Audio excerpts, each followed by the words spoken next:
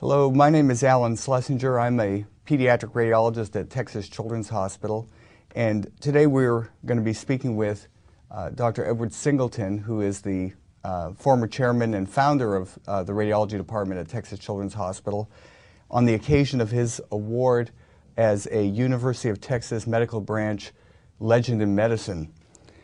Dr. Singleton, you received the Legend in Medicine Award from UTMB. I think a lot of people outside of Texas and a lot of younger and newer Texans don't know as much about the history and the significance of UTMB in medical education in Texas. Could you tell us a little bit about the history of UTMB? Yeah, I'd be happy to. First, a bit about this Legend Award. I was naturally very pleased when I was invited to be interviewed for this award. I thought they were going to talk to me about my dad, because my dad had been chairman of the surgery department there for many years. And I thought, gee, this is great. I get to say some things regarding my dad, who, in my mind, indeed was a legend. Then after the interview started, I found, hey, this is for me, you know, and I was very pleased.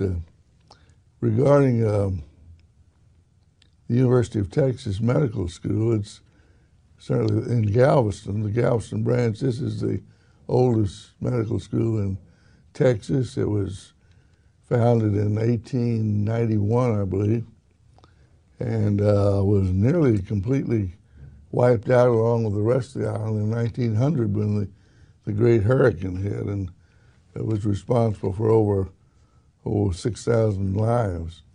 But anyway, it was rebuilt.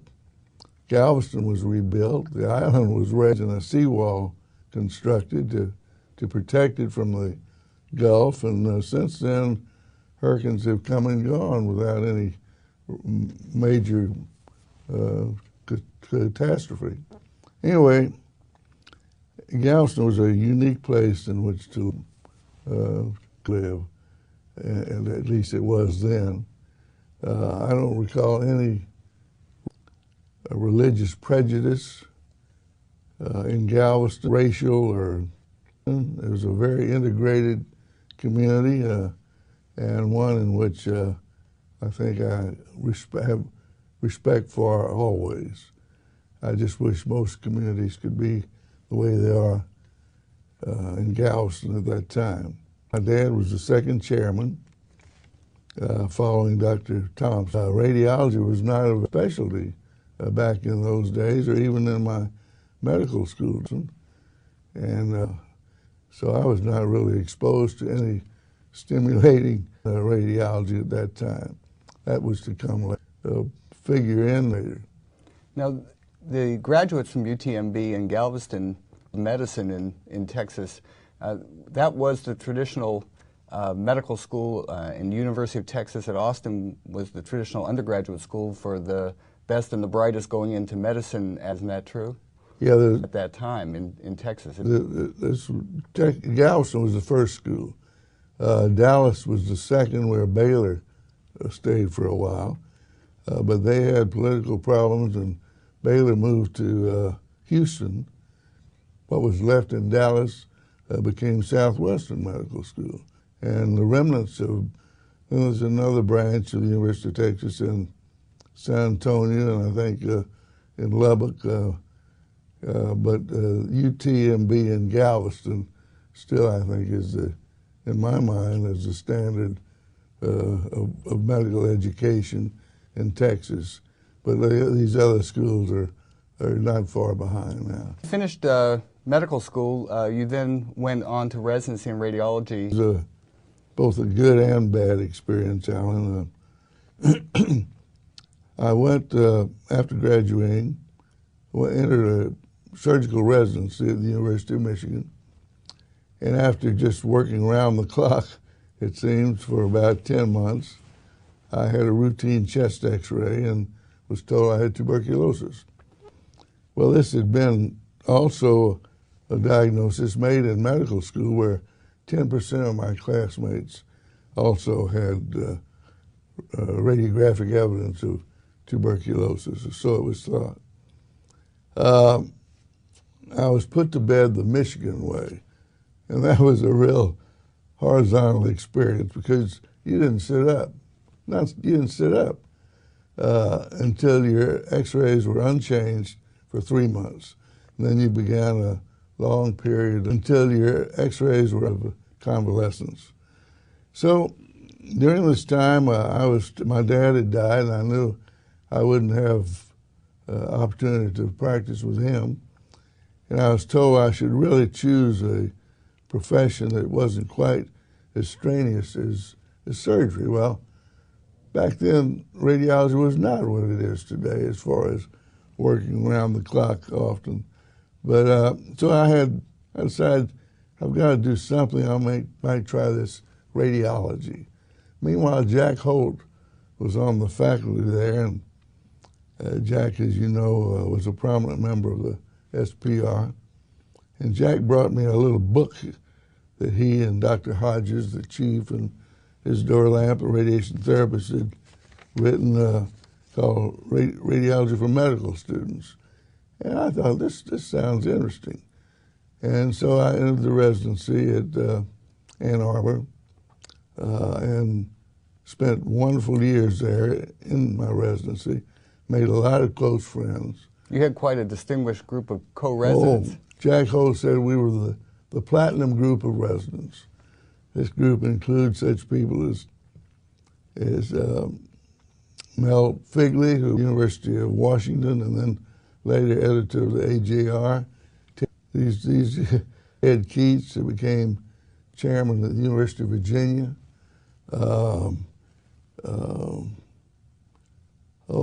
Ted Hodges went to St. Louis as a very prominent neuroradiologist, and wasn't Alex Margulis? Alex Margulis at the University of UCSF, and who else? Walt Whitehouse became chairman at the University of Michigan. So these were all future chairmen, and left their mark, I think, in the history of our field.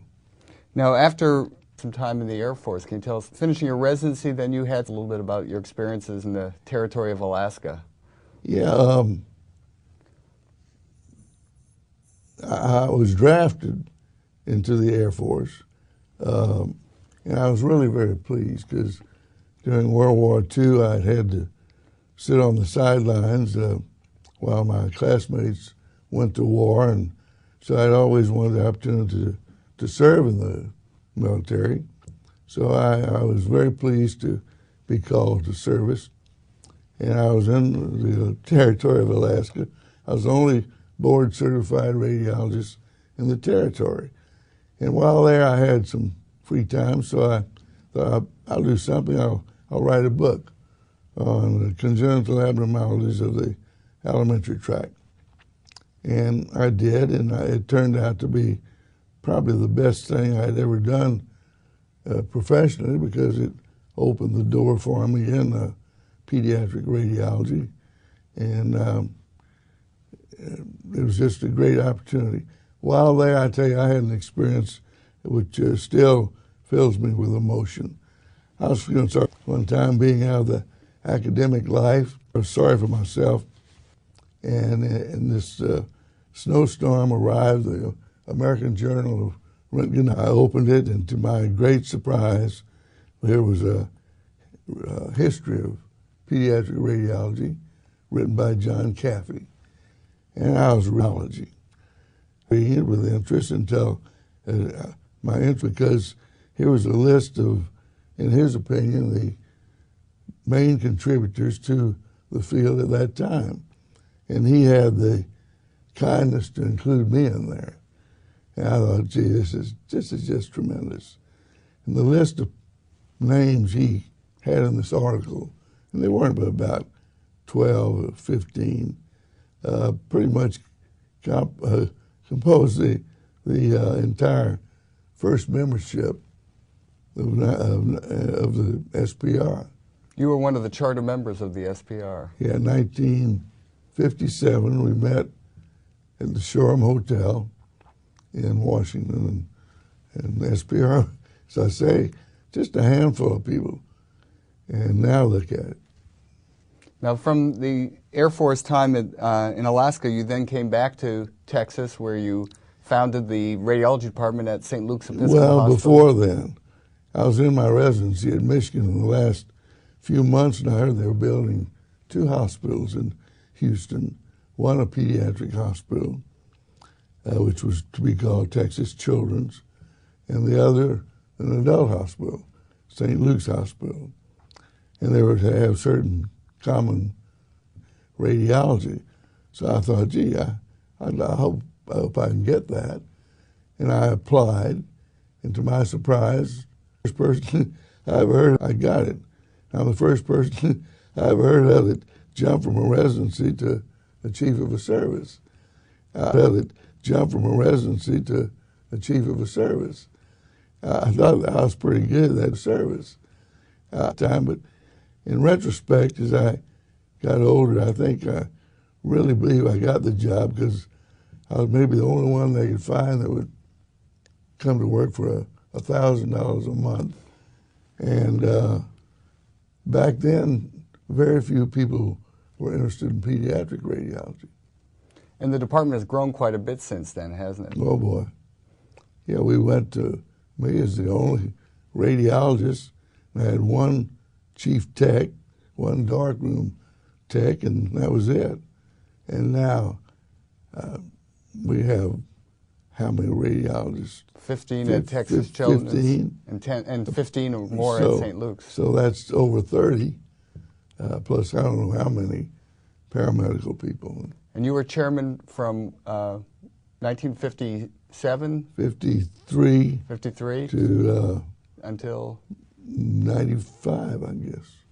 Quite a long career as the chairman, but you continue to work, isn't that true? I did. I tried retirement when I reached the age of about 75 or 6, and I found out that I was too old to do the things I had planned to do in retirement, so I went back to work. Well, I'd like to thank you for taking part of this interview. It's really a pleasure to interview you and to document a true legend in medicine. Thanks again. Well, you're very kind. Thank you, Al.